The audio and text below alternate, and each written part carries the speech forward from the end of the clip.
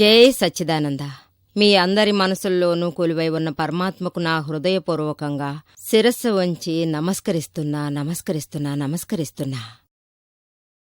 మరణం గురించి ఇంకొన్ని విషయాలు మనం ఈరోజు మాట్లాడుకుందాం. మరణమనేది మన జీవితంలో ఖచ్చితంగా వచ్చి తీరుతుంది. దీన్నుంచి ఎవరూ తప్పించుకోవడం కుదరదు. దీని తాలూకు అన్ని విషయాలు మనకు తెలిస్తే మనం మన మరణానికి తయారుగా ఉండాలి. మరణం గురించి భయమూ ఉండదు. మరణం యొక్క సమయం మీ చిత్తం వేరే ఎక్కడికి ఖచ్చితంగా పోదు. మనం ఒకటి తలిస్తే దైవం ఒకటి తలచిన కథలా మారిపోతుంది. దీనివల్ల మీకు గతి పాడవుతుంది. మరణించే సమయంలో ఆ సందర్భం ఎటువంటిదైనప్పటికీ మనం మన రియల్ మెలకువతో ఉండాలి. ఆ గతి మనకు చాలా బావుంటుంది. దీన్నే నేను అప్పుడప్పుడు చెప్తూ ఉంటాను.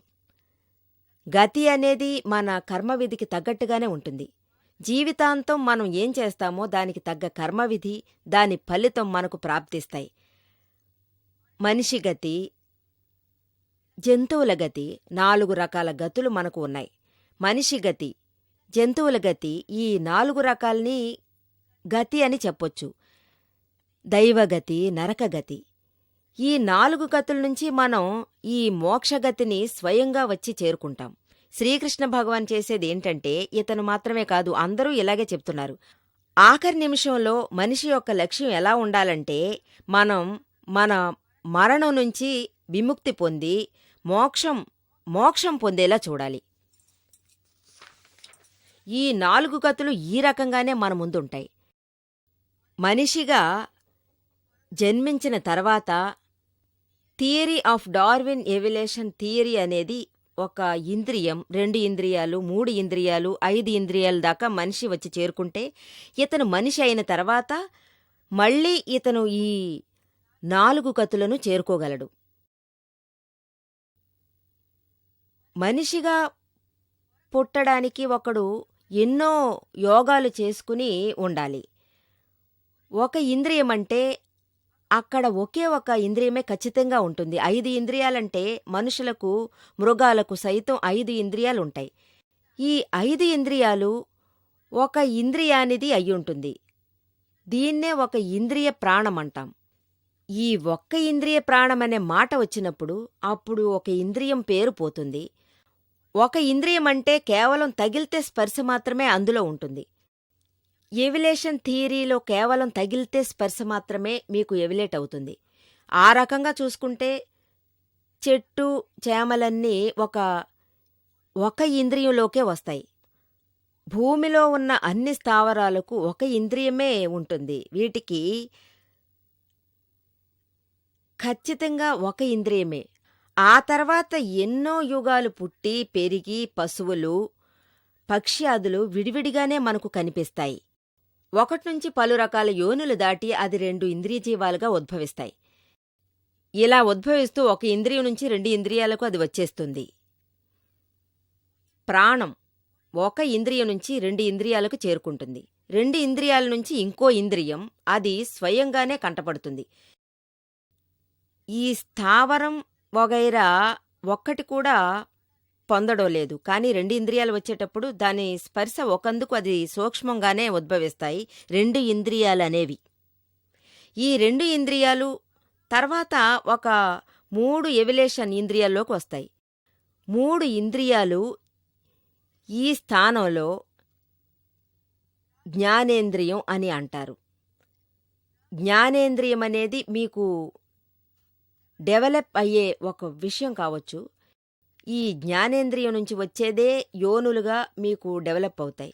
దానికి కూడా ఎన్నో రకాల అలవాట్లు పరిశీలించాల్సి వస్తుంది. ఎన్నో యోనులు ఇందులో ఉద్భవిస్తుంటాయి.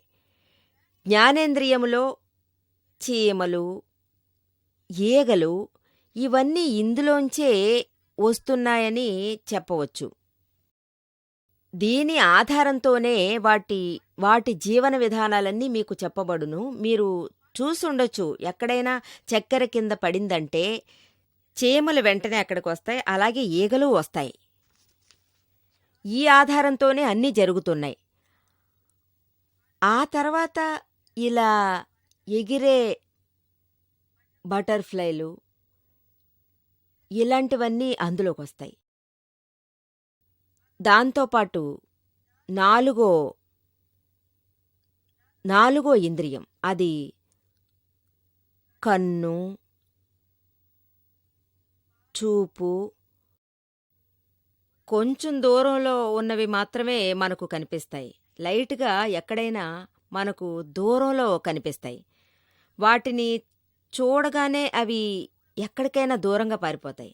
ఒక్కోసారి పాపం అవి చావడం కూడా జరుగుతుంది. ఈ లైట్ యొక్క ఆకర్షణకే అవి చచ్చిపోతాయి. ఎప్పుడూ కొత్త కొత్త ఇంద్రియాలు మీకు డెవలప్ అవుతూనే ఉంటాయి. దాన్ని బాగా యూజ్ చేయాలి. దానికి ఆకర్షణ చాలా ఎక్కువగా ఉంటుంది. ఆ రకంగా అవి యూస్ అవుతాయి. అధికంగా ఎవిలేషన్ పోతుంది. వీటి ఉపయోగం ఎక్కువగా ఉండడం వల్ల వీటి మెడిసిన్ చాలా తక్కువగా దొరుకుతుంది.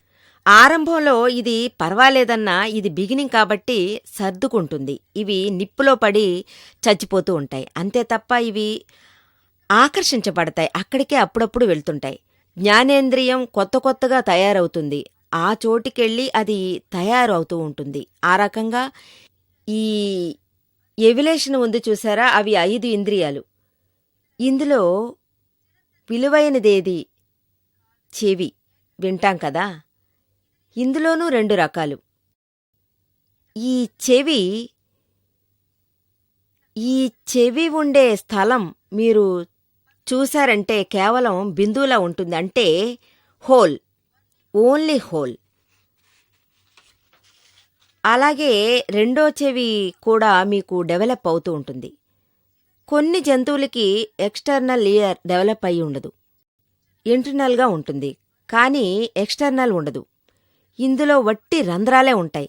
ఈ పాములున్నాయే వాటికి చెవులు బదులు రంధ్రాలు మాత్రమే ఉంటాయి. వీటికి చెవులనేవి అస్సలు ఉండవు. ఇది డెవలప్ అయ్యేటప్పుడు ఏమవుతుందంటే ఇక్కడ ఒక పాములోడు వచ్చి బోర ఊదాడంటే పాములు వాటిని లోపలికి తీసుకెళ్ళి ఆ తర్వాత వాటిని మించి ఆ పాట వెనకాలే అవి కదిలి వెళ్తూ ఉంటాయి. అలాగే ఆ పాటకి ఇది ఒక పంచ ఇంద్రియాల్లో యోని అనేది డెవలప్ కావడానికి తగిన ఒక రకం. రెండోది ఎక్స్టర్నల్ ఇయర్తో ఉండేవి. అన్ని రకాలు ఇంతే.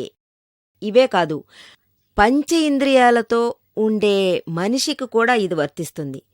ఈ ఇంద్రియాల తర్వాత మనిషి జన్మ అనేది మనకు కలుగుతుంది. అంటే జంతువుల నుంచి ఆఖరి ఘట్టంగా కోతిగతి పడుతుంది. ఆ తర్వాత అది చింపాంజీ అవుతుంది. ఈ చింపాంజీ అనేది మనిషిగా అంటే ఆది మానవునిగా అది మనల్ని మారుస్తుంది. మనిషినే మనిషి తింటున్నాడు. అది మనిషిలోని ప్రీమెచ్యూర్ స్టేజ్. ఆ తర్వాత ఏమవుతుందంటే ఈ మనసు, బుద్ధి, చిత్తం, అహంకారం డెవలప్ అవ్వడం మొదలెడతాయి. మనిషికి ఈ మనసు, బుద్ధి, చిత్తం, అహంకారం అన్నీ ఎవిలేషన్ అయ్యేటప్పుడు ఇది ఏర్పడుతుంది. అలాగే మనకి ఉపయోగము ఉంటుంది. అంతే తప్ప ఏ యోనిలోనూ మనస్సు, చిత్తం, బుద్ధి, అహంకారం అన్నీ తర్వాతే డెవలప్ అవుతాయి. ఇవన్నీ డార్మెంట్ స్టేజ్లోనే ఉన్నాయి. చాలా ఎక్కువగా ఉన్నాయి. మనిషికి వచ్చిన తర్వాత అవి కూడా ఆది మనుషులుగా ఎవిలేషన్ అయ్యి ఫైనల్గా మనిషిగా ఉద్భవిస్తాయి. ఇవన్నీ పెరిగాక మనం లౌకికంలోకొస్తాం. ఇందులోనూ అందులోనూ 2 భాగాలున్నాయి. ఆ తర్వాత ఈ స్పిరిచువల్ ఎవిలేషన్, రెండోది ఇంటలెక్చువల్ ఎవిలేషన్.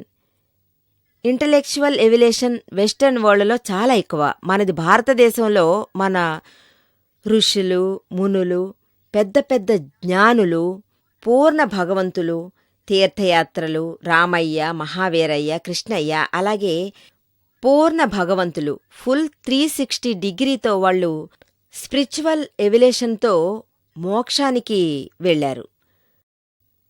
2 విషయాలు మనిషిలో ఎవిలేషన్లో మనకు వస్తాయి. అంటే లౌకిక ఎవిలేషన్, రెండోది ఆధ్యాత్మిక ఎవిలేషన్. భౌతికంగా అన్నీ బుద్ధిపూర్వకంగా ఉంటాయి. దానికి హృదయ మార్గమంటూ ఒకటుంటుంది. ఆధ్యాత్మికంలో ఉంది. మధ్యవర్తిగా అది ఉండాలి. ఆధ్యాత్మికానికి అర్థమే అదే.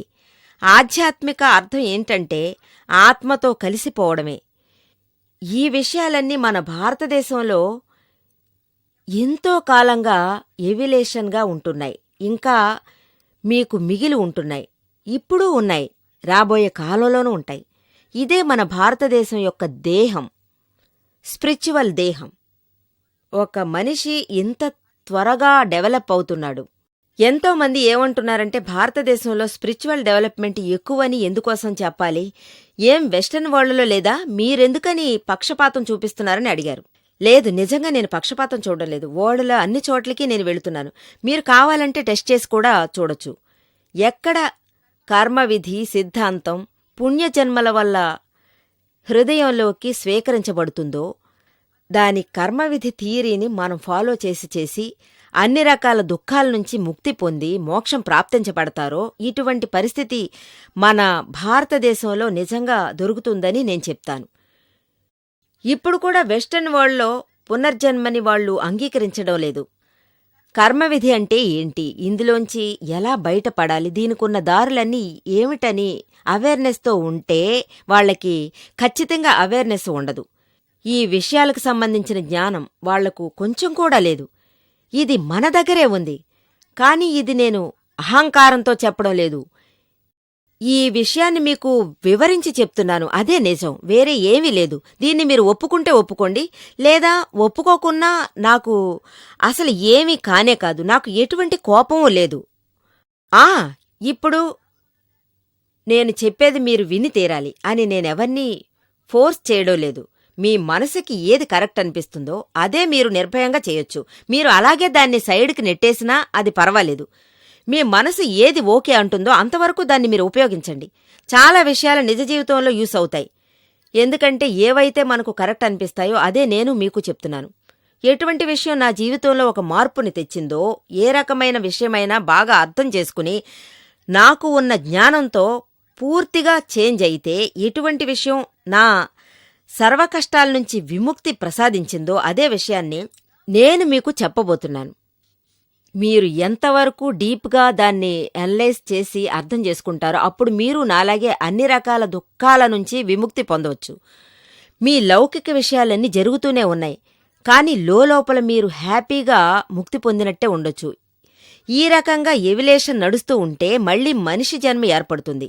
అప్పుడు మనిషిలో ఒక స్పిరిచువల్ ఎవిలేషన్ ఏర్పడుతూ ఉంటుంది. అప్పుడు కోపం, మర్యాద, మోహం, లోభం ఇవన్నీ ఉద్భవించడం మొదలవుతాయి. అది హై స్టేజికి చేరుకుంటుంది. ఇంకా చెప్పాలంటే ఇంకా అది పెరిగి పోతూనే ఉంటుంది. దీనివల్ల సహించడం కుదరలేదని వెంటనే వాళ్ళు ఏం చేస్తారంటే ఇందులోంచి బయటపడ్డానికి ఏదైనా ఒక దారి వెతకడం మొదలెడతారు. ఇది వెతికి వెంటాడి ఒక స్టేజ్లో ఆధ్యాత్మికంలో వాళ్ళకి ఇంట్రెస్ట్ వచ్చేస్తుంది.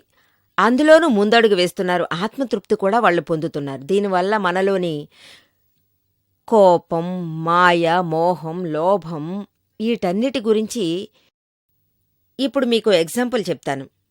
లోభం గురించి చెప్తాను. మన లోభం ఎలా ఉంటుంది? మీ అందరికీ అది తెలిసి ఉంటుంది. తండ్రి తన కొడుకు కోసం సర్వదా అన్ని ఏర్పాట్లు చేసి పెడతాడు. ఎందుకంటే అది మోహం వల్ల చేస్తాడు కాబట్టి. ఇతనేం ఆలోచిస్తాడు?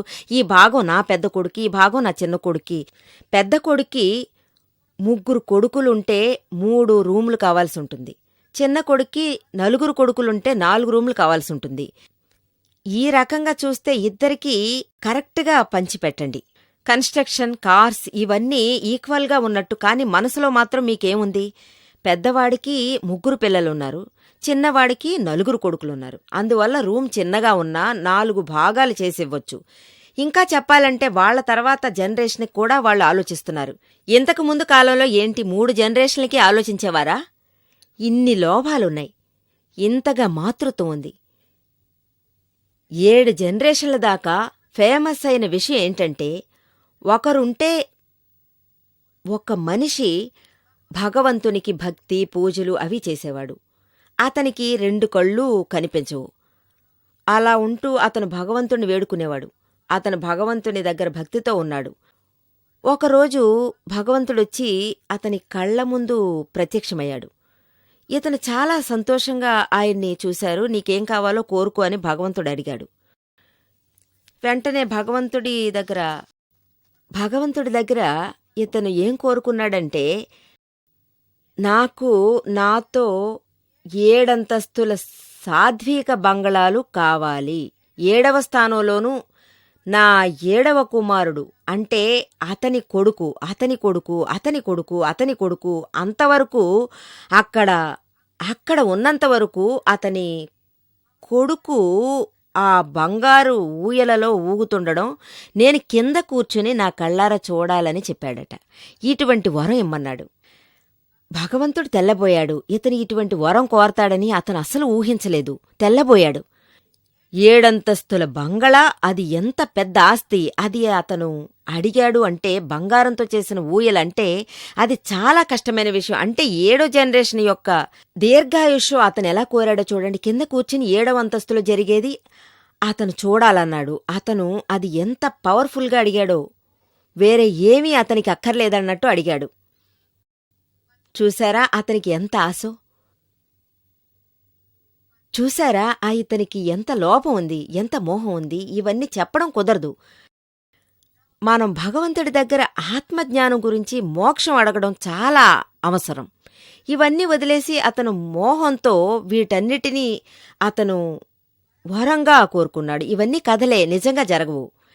ఇలా అడిగిన వరాన్ని మనం తప్పుగా అనుకోకూడదు. ఇది కథలో మాత్రమే వస్తుందని అర్థం చేసుకోండి. కాని ఒకటి మాత్రం నిజం, మన అందరిలోనూ కోపం, మర్యాద, మోహం, లోభం అన్నీ ఉన్నాయి. కానీ ఇవి మాత్రం అటువైపు ఇటువైపు చాలా తక్కువగా ఉంటాయి. పోయిన తరంలో ఇవన్నీ ఎక్కువగానే ఉండేవి. ఈ కాలంలో, ఈ జనరేషన్లో ఈ కోపం, మర్యాద, మోహం అన్నీ మనకు చాలా తక్కువగా ఉన్నాయి. కానీ ఇప్పుడు మోహమే మీకు చాలా ఎక్కువగా ఉంది. ఈ కోపం, మర్యాద, మోహం, లోభం టాప్లో వెళ్లేటప్పుడు, అవన్నీ గమ్యస్థానాన్ని చేరుకునేటప్పుడు అక్కడ్నుంచి మీకు డౌన్లోనే కదా రావాలి.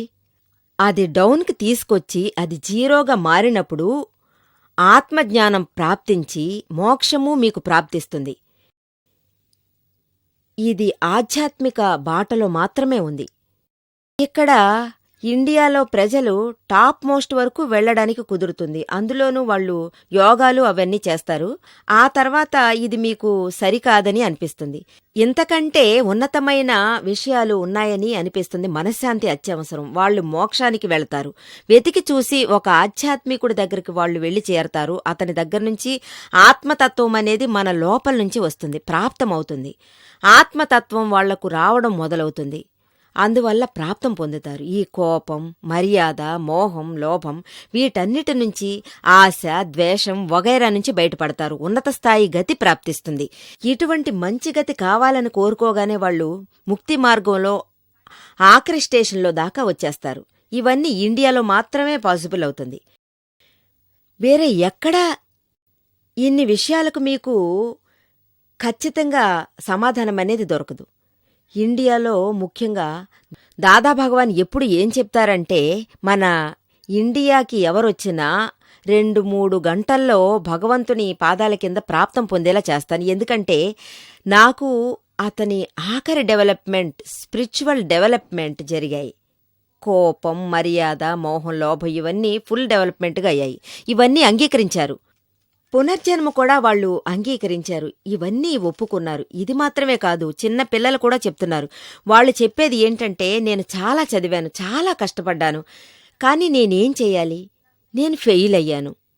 పోయిన జన్మలో ఏం పాపం చేశానో ఫెయిల్ అయ్యానని చెప్తున్నారు. ఈ రకంగానే అందరూ చెప్తున్నారు. ఇవన్నీ ఒక్కరోజులో జరిగేవి కావు. వాళ్ల దగ్గర పోయిన జన్మలో కర్మవిధి ఉంటేనే ఫెయిల్ అనేది అవుతారు.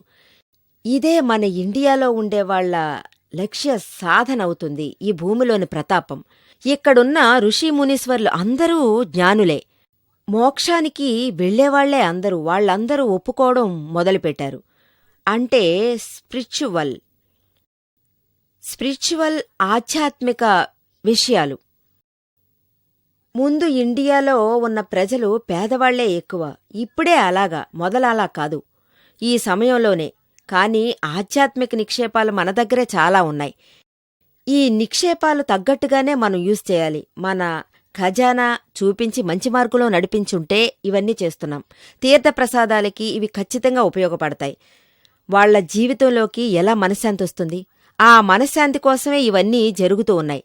ఈ థియరీ ఆఫ్ ఎవల్యూషన్ ఎక్కడిదాకా ఉందంటే 5 ఇంద్రియాల దాకా అది జరుగుతూనే ఉంటుంది. అంటే ఒక ఇంద్రియం నుంచి 5 ఇంద్రియాల వరకు మీకు అది పెరిగే కొద్దీ మనిషి అవుతున్నాడు. అంతవరకు సరిగ్గానే కొనసాగుతుంది. కాని మనిషిగా వచ్చిన తర్వాత ఏమవుతుందంటే అతను మనిషి. ఆ తర్వాత ఏం జరుగుతుందో అతనికి ఖచ్చితంగా తెలీదు. కాని ఈ విషయం మన ఋషులు మునులకు మాత్రమే తెలుసు. జ్ఞానులకు కూడా తెలుసు. మనిషికి తర్వాత ఒక మంచి గతి దొరకాలి అంటే మనిషి నుంచి మనిషిగా మారొచ్చు, లేదంటే మనిషి నుంచి మృగంలాగానూ మారొచ్చు. స్వర్గానికి వెళ్ళొచ్చు, నరకానికి వెళ్ళొచ్చు. అలాగే పంచగతి మోహానికి వెళ్ళొచ్చు. ఇదే ఈ గతుల సిద్ధాంతం. లేదన్నది ఖచ్చితంగా లేదు. ఎందుకంటే మన లెక్క ప్రకారం చూశారంటే మనకు గతి ఏర్పడుతుంది. మనిషి నుంచి మనిషిగా మారిపోవచ్చు. కానీ మీరు వెతకాల్సింది ఏంటంటే మనిషి నుంచి మళ్ళీ అయినా సరే, లేదా మనిషి నుంచి ఏ గతికెళ్ళినా సరే, మీరు మీ పని అంటే మీ పనిని మీరు నేచురల్గా సరిగ్గా అబ్జర్వ్ చేయడమే. నేచురల్గానే మీరు ఉండాలి. సపోజ్ వాళ్లల్లో అంటే వాళ్ల మనసులో, వాళ్ల జీవితంలో హ్యూమానిటీ ఉంది, మానవత్వం ఉంది. అప్పుడు ఖచ్చితంగా వాళ్లు మనిషి జన్మెత్తుతారు. హ్యూమానిటీ అంటే మానవత్వం. మనం పాట కూడా వినుంటాం. మనిషి మారిపోయినా మనసు మారలేదు, మానవత్వమే పోయింది. ఎందువల్ల ఈ మనిషి మారిపోయాడు? మానవత్వమని మనం దేన్ని అంటాం? సపోజ్ మీకేదైనా కష్టం కలిగితే అప్పుడు నేను సహాయం చేస్తాను. నాకు కష్టం కలిగితే మీరేదైనా సహాయం చేయండి. ఇదే మానవత్వం. ఇలా గనక చేస్తూ ఉంటే మీరు ఒక మనిషి అవుతారు. చెడును చేస్తే మీరు దాన్ని చెడుననుకోరు, మంచే చేస్తారు. ఇదే మానవత్వం. కాని మృగాలకు మంచి చేసినా అవి మనకు నిజంగా చెడునే చేస్తాయి. అప్పుడు మనం మృగాలనే తినొచ్చు. ఎవరినైనా పెట్టి కొట్టి తినడం, కొల్లగొట్టుకు రావడం, దోపిడీ చేసుకురావడం, తర్వాత జేబులు కత్తిరించడం, ఇవన్నీ జంతువులలో పుట్టిన లక్షణాలే కదా. ఇవన్నీ మంచి విషయాలు కాదు. ఇలా గనుక ఎవరైనా చేస్తే వాళ్ళు నిజంగా మృగమై పుడతారు. కాని మనిషి నుంచి దైవగతికి ఎవరు వెళ్తారు? ఎవరు సూపర్ హ్యూమన్గా ఉన్నారో వాళ్ళందరూ మిమ్మల్ని 1కి 100 సార్లు అవమానపరిచారంటే అప్పుడు వచ్చినప్పుడు మీరు దానికోసం మంచి విషయాలే చేయాలి. అప్పుడు మిమ్మల్ని సుప్రీం హీరో అంటారు. అప్పుడు మరణం తర్వాత ఖచ్చితంగా మీరు దైవ సన్నిధి చేరుకుంటారు. వాళ్ళు భయంకర పాపం చేశారు. వాళ్ళు నరకానికే వెళతారు. తమ అహంకారం కోసం ఏదైనా చేస్తారు. ఇతరులను కొట్టడం, హత్య చేయడం, తమ అహంకారం వల్లనే ఇతరులను హత్య చేయడం, ఇంటిని దహనం చేయడం, దేశాన్ని దహించేయడం, ఇలాంటివన్నీ చేస్తారు. ఇవన్నీ నరకానికే మిమ్మల్ని తీసుకెళ్తాయి. ఎవరు కర్మవిధిని ఏర్పరచుకోవడం లేదో వాళ్లే మోక్షాన్ని చేరుకుంటారు. జై సచ్చిదానంద.